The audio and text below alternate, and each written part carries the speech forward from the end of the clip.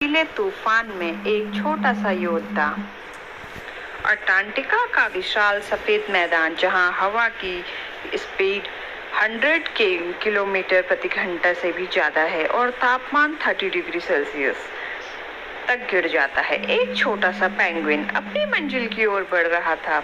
उसका नाम पिप था और वह अपने घर से बहुत दूर निकल आया था। पिप के पास उसकी मंजिल तक पहुंचने के लिए 3 चीजें थी, एक गुलेल, एक स्लेज और एक रॉकेट। उसने गुलेल का इस्तेमाल पहले भी किया था, लेकिन वह उसे केवल थोड़ी दूर तक ही ले जा पा रहा था। रॉकेट उससे बहुत जल्दी उसकी मंजिल पर पहुंचा सकता था, लेकिन उसमें ईंधन की कमी थी। इसीलिए पिप ने स्लेज का इस्तेमाल करने का फैसला लिया। स्लेज पर पिप बैठा बर्फीले तूफान में घर की ओर चल पड़ा।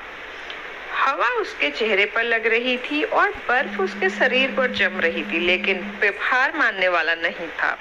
वह अपनी मंजिल तक पहुंचने के लिए दृढ़ था। जैसे जैसे आगे बढ़ता तूफान तेज होता गया। बर्फ इतनी गहरी हो गई कि स्लेज को चलना मुश्किल हो गया, लेकिन पिप ने फिर भी हार नहीं मानी। वह अपनी स्लेज को खींचता रहा और आगे बढ़ता रहा। रास्ते में उसे बहुत सारी मुश्किलें आई।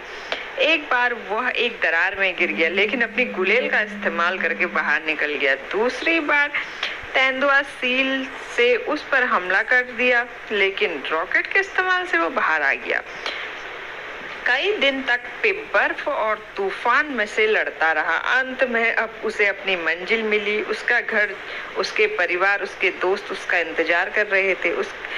पिप को देख सब बहुत खुश हुए। वह अपनी स्लेज को अपनी मंजिल पर खड़ा कर दिया। पिप की यह कहानी हमें सिखाती, चाहे कितनी भी कठिनाइयां क्यों न हो, हार नहीं माननी चाहिए।